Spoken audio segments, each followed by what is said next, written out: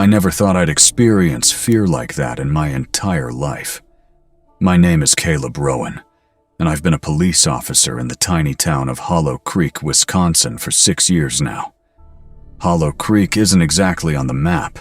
It's the sort of place you drive past on your way to somewhere more interesting and hardly notice. Only about 9,500 people live here, and the town is surrounded by endless cornfields, decaying barns, and clusters of dense pine forests that make the sun disappear faster than it should. Most of the time it's dull, but not in a safe way, more in a quiet, almost oppressive way, like the town itself holds its breath all day, waiting for something to happen. Being a cop in Hollow Creek was mostly uneventful.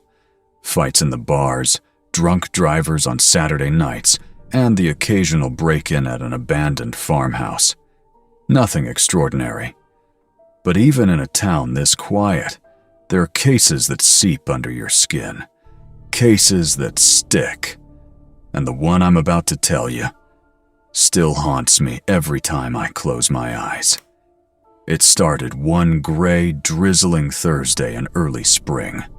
I was patrolling the outskirts of town with my partner, Jerry Whitlock, in our cruiser, the windshield wipers squeaking in sync with the rain. Over the radio, Karen, our dispatcher, a retired school librarian who still somehow enjoyed the chaos of the police force, crackled. Unit 3 Alpha. Possible 1082 in progress at the Bennett residence, Hollow Creek Road. Proceed with caution. I felt that familiar twinge of irritation.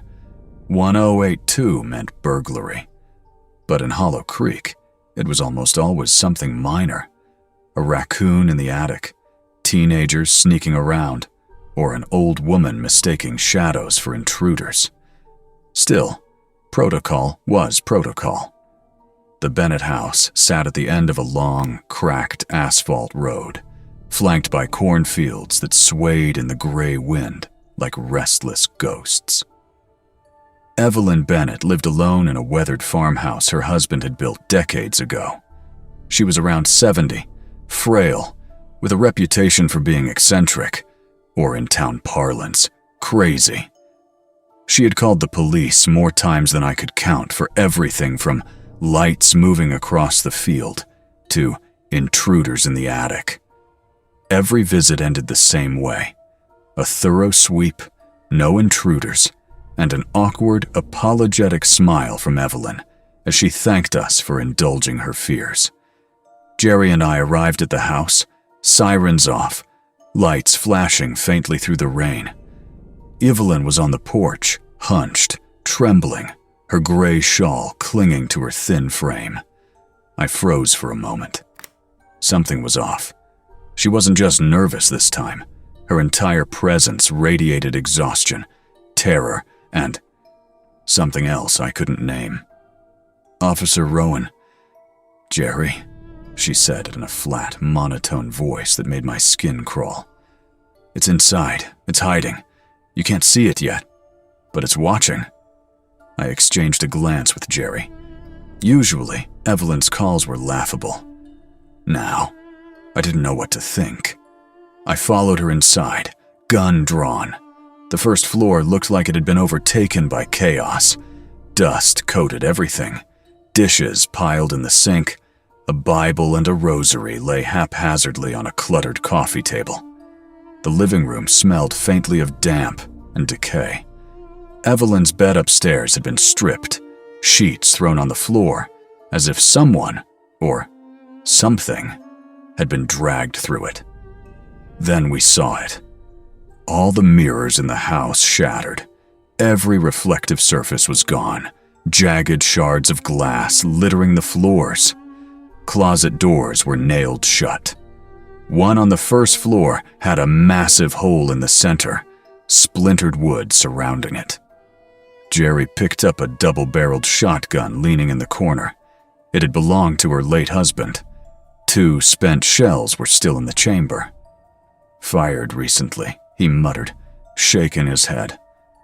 But why? Evelyn didn't answer. She just stared, her dark, sunken eyes wide and unblinking, like twin voids reflecting some unseen horror. She finally spoke, her voice trembling slightly. It started a month ago, a scratching at my closet door.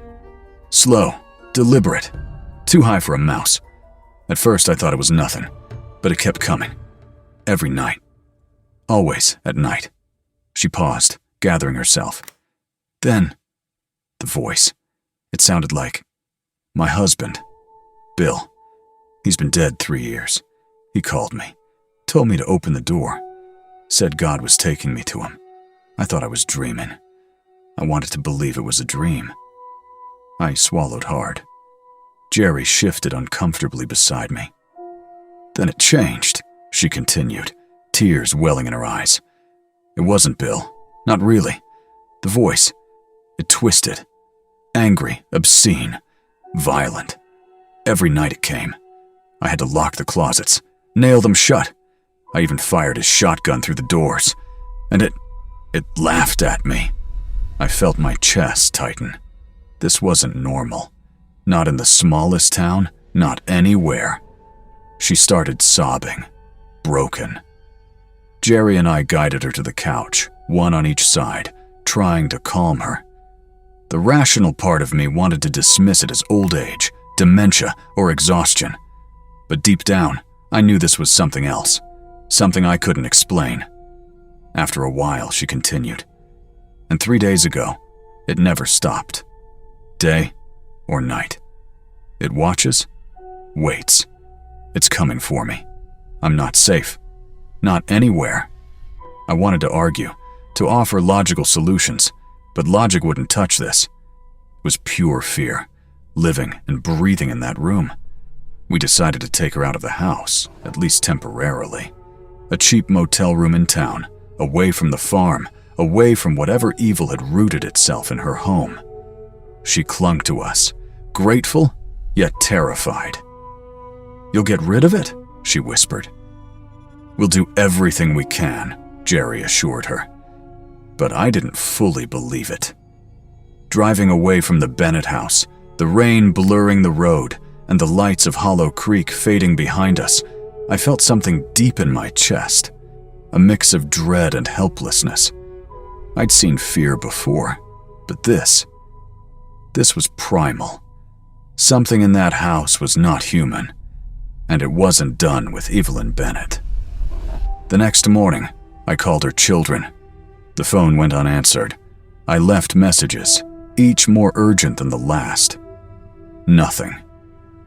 We left Evelyn in the motel room, trying to comfort her.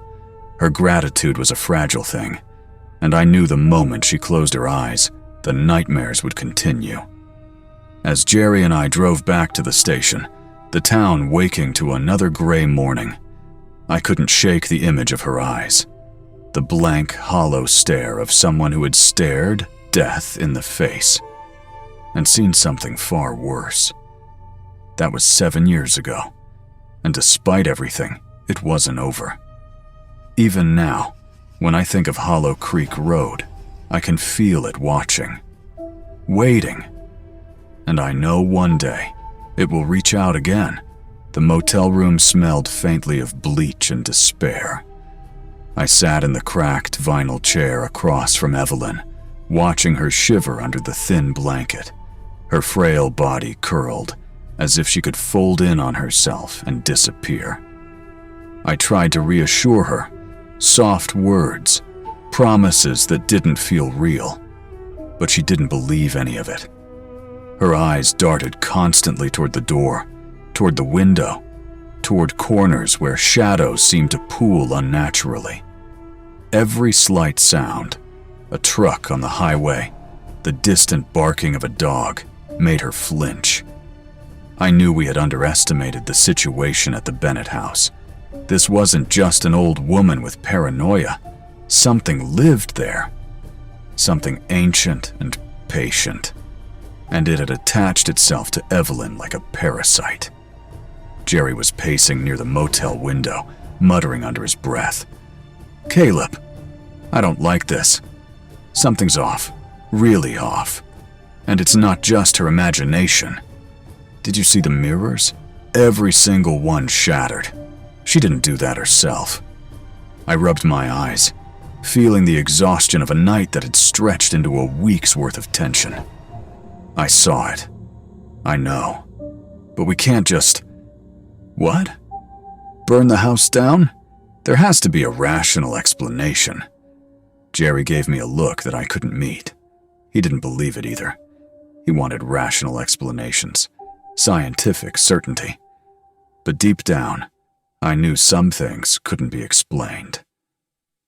That evening, I returned to the Bennett house with my flashlight and camera, hoping to gather evidence, anything that could tell me what we were dealing with. Hollow Creek had a handful of amateur paranormal enthusiasts who had offered their services before, but I didn't trust them. Too much imagination, too little courage. I needed facts, something tangible.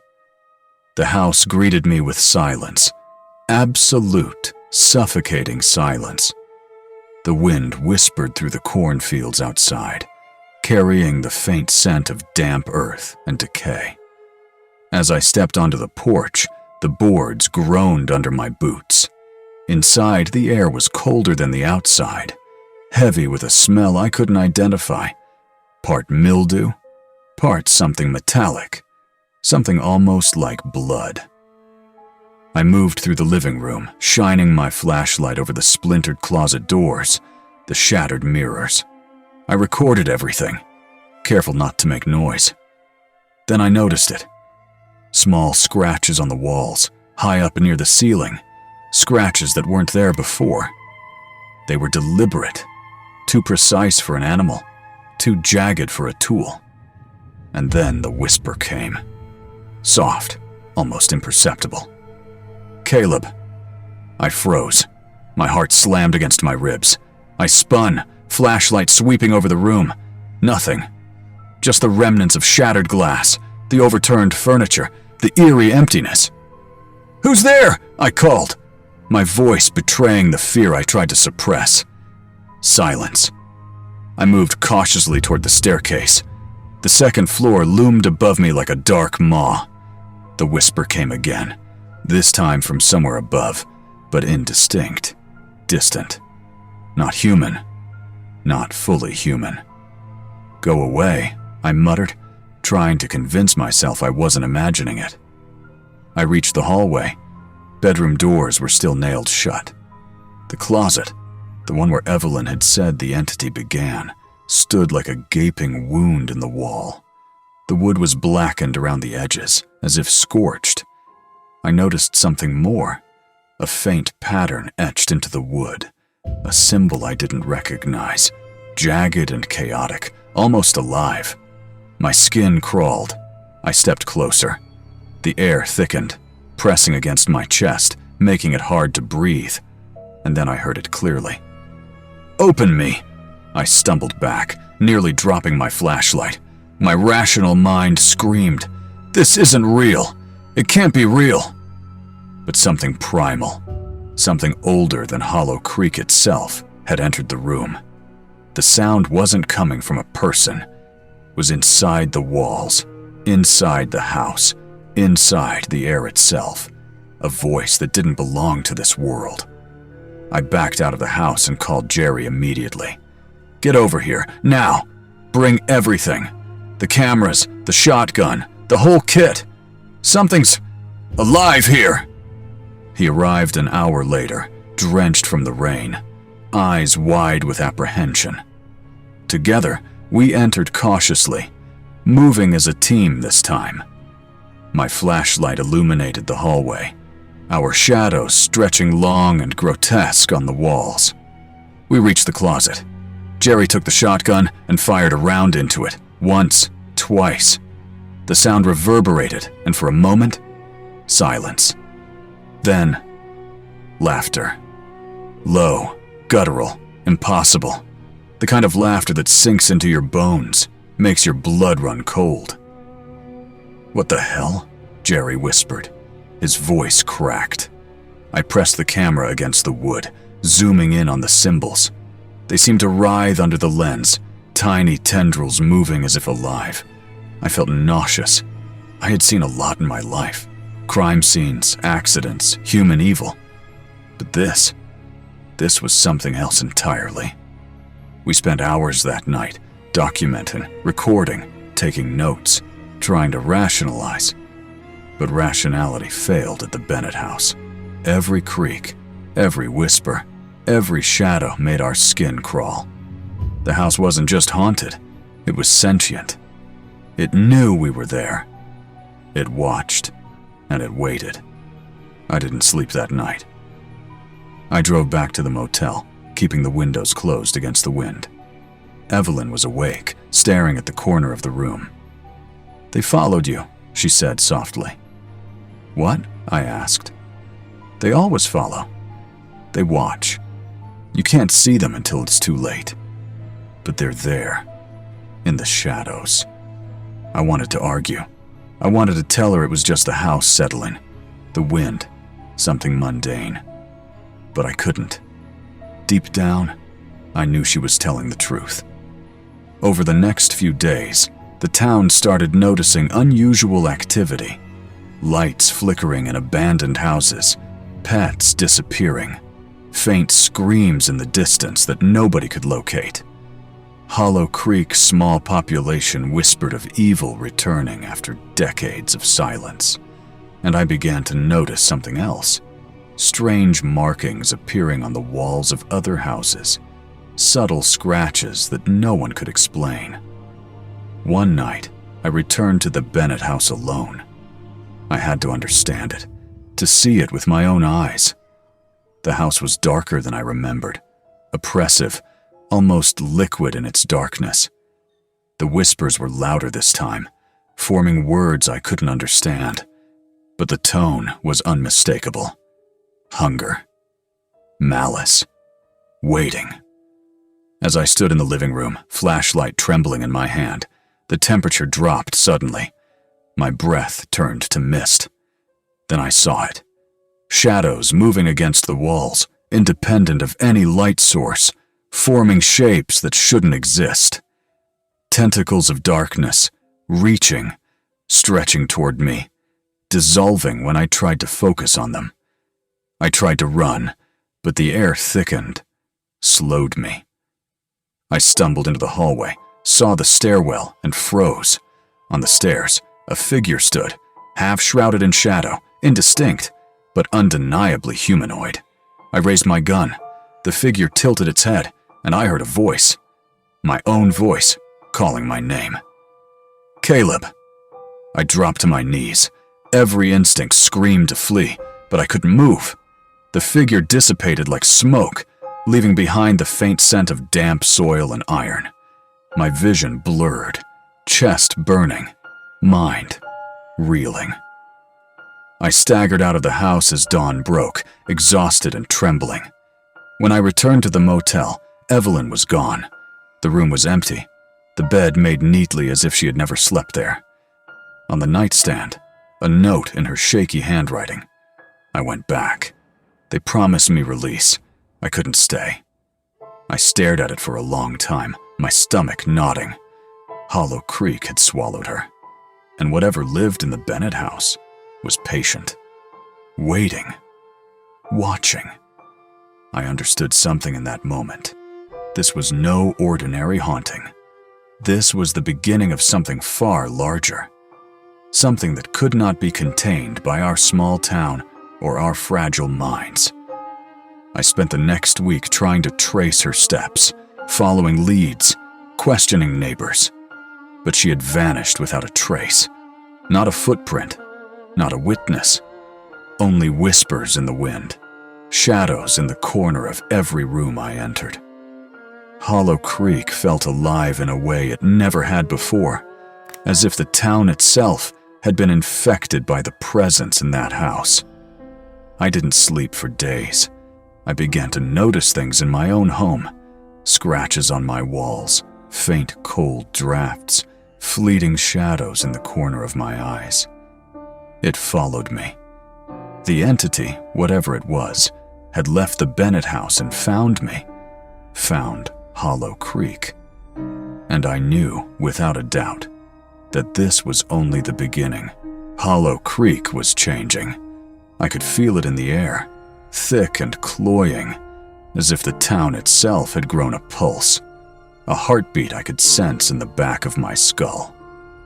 The streets that once felt familiar now twisted unnaturally in my mind. Every alleyway seemed to stretch longer than it should. Every house leaned slightly toward me as I passed. And in the silence between the occasional passing car, I heard it. The faint, almost musical whisper of a voice calling my name. I tried to convince myself I was losing it, that exhaustion and obsession were warping my perception. But deep down, I knew better. This was the same presence that had claimed Evelyn, the same entity that had haunted the Bennett house, and it was no longer confined. I spent the first days of Part 3 retracing my steps, going through every record, every photograph, every scrap of evidence I'd collected from the house. There were patterns I hadn't noticed before, scratches forming jagged symbols that matched carvings in my own dreams, fleeting shapes in the shadows that mirrored the humanoid figure I had seen on the stairs. I started carrying cameras everywhere, infrared and night vision, motion sensors, even a small audio recorder. I slept with one eye open, one hand on the weapon I no longer fully trusted. At night, I would listen for the whispers, recording the soft lilt of the entity's voice, then replaying it to find patterns, rhythms, clues. Nothing rational could explain it. And then the town started reporting strange events. It began with the missing pets. Hollow Creek's dogs, cats, and livestock disappeared without trace. Then came the lights, strange, flickering, impossible to attribute to electrical faults. Finally, the people. A few locals began to vanish, small-town folks who never left home alone, only to be found days later wandering in the cornfields, their eyes empty, muttering nonsense about shadows. I visited the police station, hoping to find someone who would take it seriously. But Hollow Creek was small, the sheriff overworked and skeptical. "People vanish all the time," he said. "Teenagers, drunks, wanderers. Nothing supernatural, Caleb. Don't let your imagination run wild." But it wasn't imagination. I could see it everywhere. One evening, I was walking past the abandoned mill on the edge of town. The place had been shuttered for decades, a rotting relic of Hollow Creek's industrial past. But through the broken windows, I saw movement, shadows flitting across the walls, too deliberate for the wind. I felt the pull immediately, a gravitational tug at my chest, and I knew it wanted me to come closer. I entered. My flashlight illuminated nothing at first, only the jagged remains of rusted machinery, the skeletal frameworks of walls. Then I heard it, a soft scraping, rhythmic, deliberate. I followed it to a room on the second floor where the floorboards were intact enough to support my weight.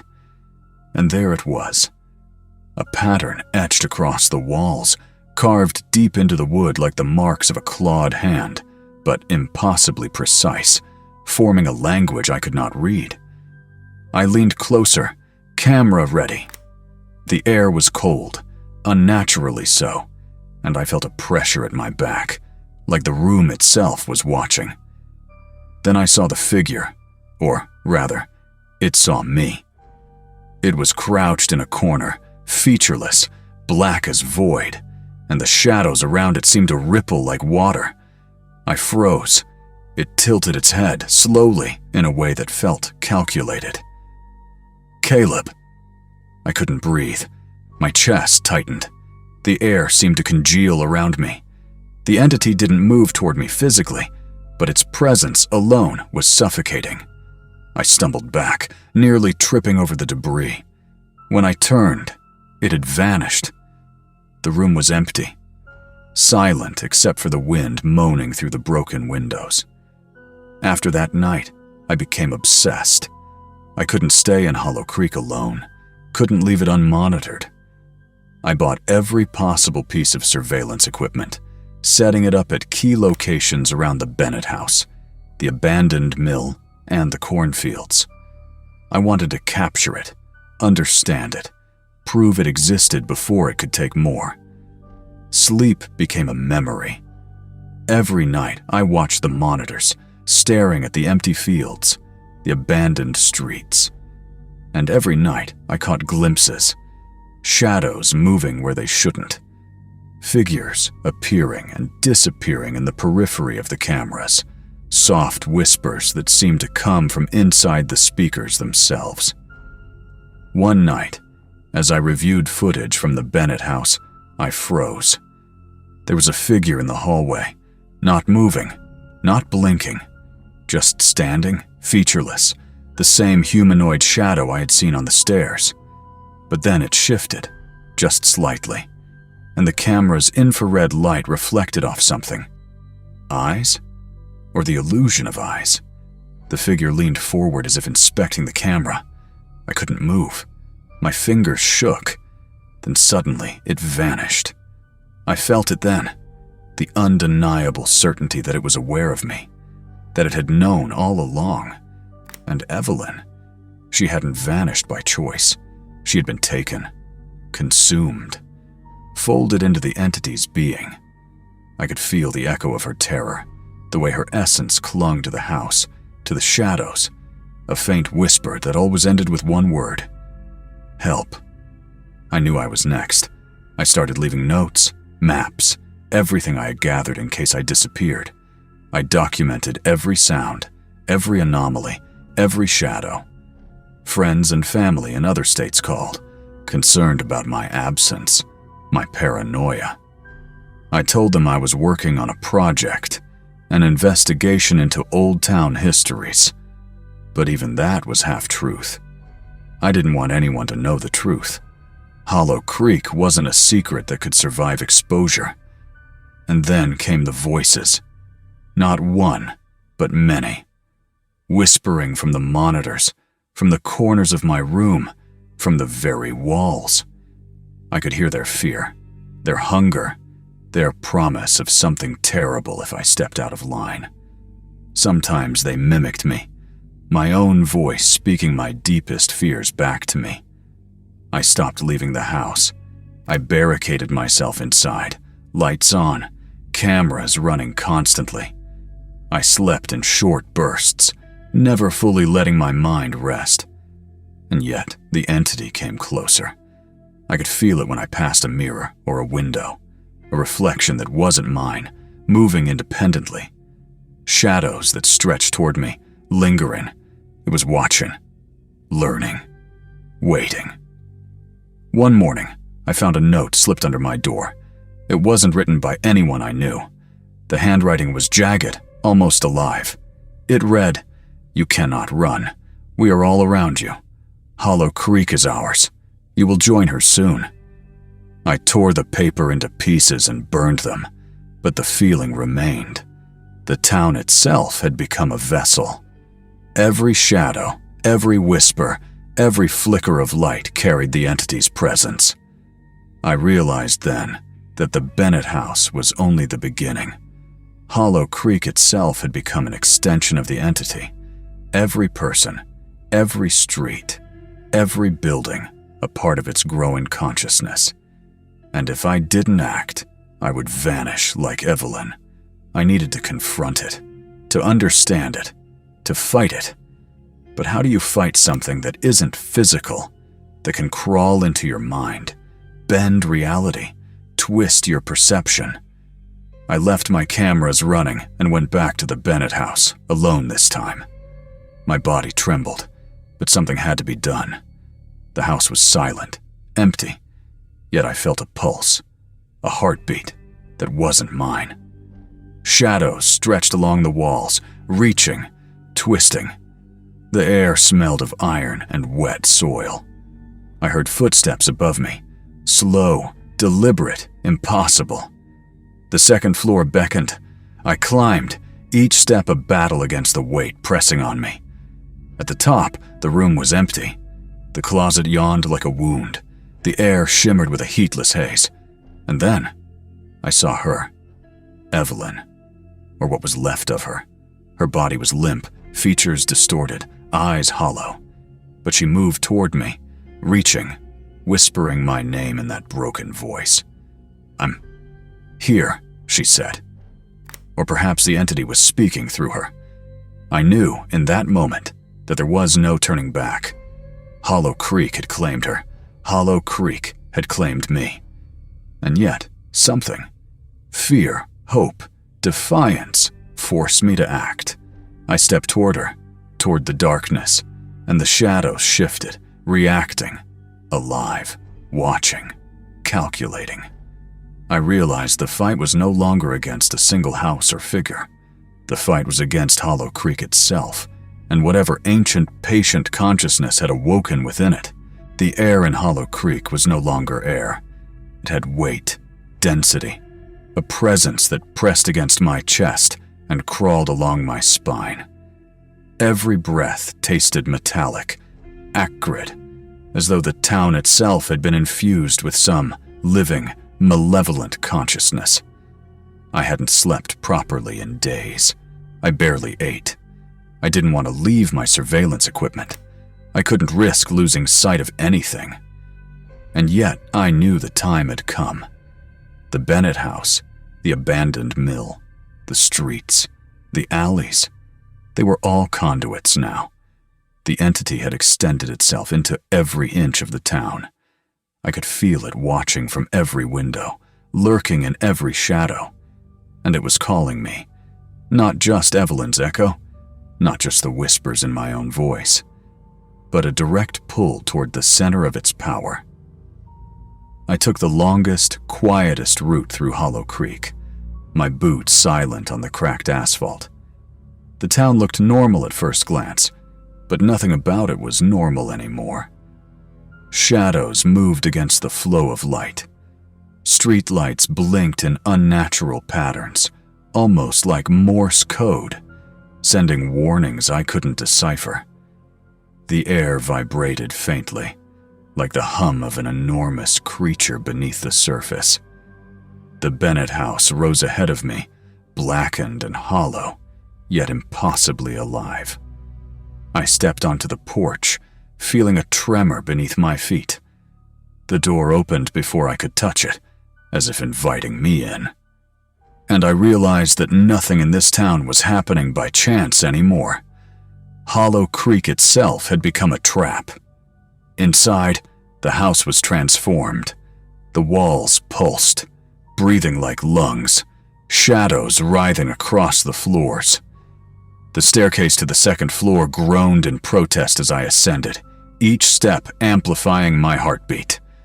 And there, at the top, was Evelyn, or what remained of her. She stood in the center of the room, head tilted unnaturally, skin pale, eyes black voids.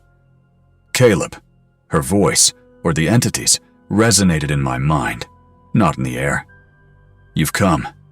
It's time." I swallowed hard. My hands were shaking, gripping the edges of my coat like it could anchor me to reality. I wanted to run, but I knew I couldn't. Not now. Not ever. The entity had drawn me here with purpose. "You can't fight what you don't understand," the voice continued, overlapping Evelyn's and mine, a chorus of whispers that seemed to come from the walls themselves. "You can't leave. You are part of Hollow Creek now." I felt a tug on my mind, a pull that tried to erase my identity, twist my thoughts into nothingness. Memories of home, my family, even my own name began to distort. I fought it with everything I had, screaming internally, clinging to the fragments of who I was. The shadows in the room began to shift. One by one, they formed shapes. Humanoid, but fluid, impossibly tall, limbs stretching and folding in ways that defied anatomy. They circled me, their presence tangible, pressing cold into my bones. I could see faces in them. Evelyn's, the townsfolk, the missing pets. Their eyes were empty, yet accusing. And above it all, the entity hovered, darker than darkness itself. A void that drew light from the walls, from the ceiling, from the very air. I had no weapons that could touch it. No rational plan. Only instinct. I spoke. My voice, trembling, carried across the room. "Evelyn, if you're in there, fight it. Fight with me." And in that moment, a flicker of recognition crossed her features. A human spark. Not enough to overpower the entity, but enough to give me hope. I reached into my backpack, pulling out the only thing I had prepared, a series of infrared projectors and mirrors I had set up earlier in the town. I activated them. Lights bounced across the room in a chaotic array, reflecting from every mirror and surface, disrupting the shadows, fracturing them into smaller, unstable forms. The entity recoiled, hissing in a soundless, oppressive wave that rattled my ears and made my teeth ache. Evelyn's shape wavered, then straightened, reaching for me. I grabbed her hand, cold, unnatural, but real enough.